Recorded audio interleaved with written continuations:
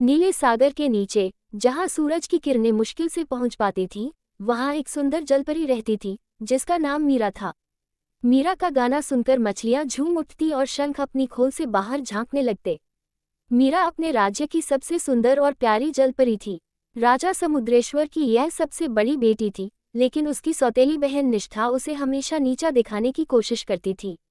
निष्ठा जलपरी राज्य की सबसे चालाक और ईर्ष्यालु जलपरी थी। वह हमेशा मीरा से जलती थी, क्योंकि मीरा को सभी पसंद करते थे। मीरा की शादी की खबर सुनकर निष्ठा के मन में जलन और गुस्से का तूफान उमड़ पड़ा। मीरा की शादी समुद्र के दूसरे कोने के एक वीर राजकुमार अर्जुन से तय हुई थी। अर्जुन बहादुरी और करुणा के लिए प्रसिद्ध था। मीरा और अर्जुन पहली बार समुद्र के एक मेले में मिले थे, और तभी से दोनों के दिल एक दूसरे के लिए धड़कने लगे।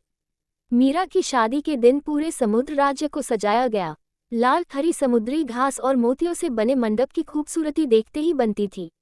मछलियां, डॉल्फिन और समुद्री घोड़े सज धजकर बाराती बनने की तैयारी कर रहे थे। पर निष्ठा इस खुशी में शामिल होने की बजाय एक शैतानी योजना बना रही थी। निष्ठा ने सोचा, अगर मीरा की शादी नहीं हुई तो सबका ध्यान मुझ पर जाएगा। उसने अपनी जादुई सीप से एक मंत्र फूंका और एक ऐसा विष तैयार किया जो मीरा को शादी से पहले कमजोर और बीमार बना सकता था। शादी के दिन सुबह निष्ठा मीरा के पास गई और उसे अपनी मीठी मीठी बातों से बहलाया। बहन, तुम बहुत सुंदर लग रही हो, निष्ठा ने कहा। ये लो, ये समुद्री जड़ी बूटी का रस पियो, इससे तुम्हारी चमक और बढ़ जाएगी। मीरा को कोई शक नहीं हुआ। उसने जड़ी बूटी का रस पी लिया और तुरंत उसकी तबीयत बिगड़ने लगी। वह कमजोर महसूस करने लगी और बेहोश होकर गिर पड़ी। शादी की खबर पूरे राज्य में फैल चुकी थी। अर्जुन और बारात मंडप में मीरा का इंतजार कर रहे थे, लेकिन मीरा के गायब होने से हलचल मच गई। राजा समुद्रेश्वर ने तुरंत अपने सबसे भरोसेमंद सैनिकों को मीरा को ढूंढने का आदेश दिया। निष्ठा मन ही मन खुश थी। उसने सोचा, अब अर्जुन मुझसे ही शादी करेगा। मैं उससे कह दूंगी कि मीरा ने शादी से भागने की कोशिश की थी। लेकिन किस्मत को कुछ और ही मंजूर था। मीरा की प्यारी डॉल्फिन दोस्त रोजी ने सब कुछ देख लिया था। वह तुरंत अर्जुन के पास गई और पूरी बात बताई।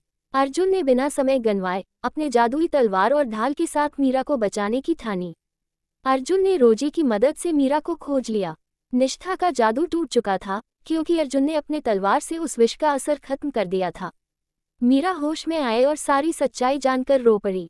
मीरा ने कहा, मैंने कभी सोचा भी नहीं था कि मेरी अपनी बहन मेरे साथ ऐसा करेगी। अर्जुन ने मीरा को दिलासा दिया, सच्चाई और प्रेम के सामने कोई जादू नहीं टिक सकता। तुम मेरी जिंदगी हो और मैं तुम्हें किसी भी खतरे से बचाने के लिए तैयार हूँ। राजा समुद्रेश्वर ने जब निष्ठा की साजिश के बारे में सुना तो वह क्रोधित हो गए। उन्होंने निष्ठा को राज्य से निकालने का आदेश दिया, लेकिन मीरा ने अपने पिता से विनती की, पिताजी, निष्ठा को सजा देने से बेहतर है कि उसे उसकी गलतियों का एहसास कराया जाए। उसे प्यार और समझ की जरूरत है।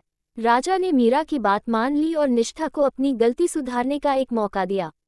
निष्ठा ने शर्मिंदा होकर माफी मांगी और वादा किया कि वह कभी ऐसा नहीं करेगी।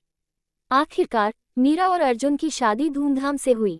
पूरा समुद्र राज्य खुशियों से गूंज उठा। मछलियों ने नृत्य किया, सीपियों ने संगीत बजाया और जलपरी राज्य का हर निवासी इस जोड़ी को आशीर्वाद देने आया। मीरा ने साबित कर दिया कि सच्चा प्यार और दयालुता हर मुश्किल को जीत सकते हैं।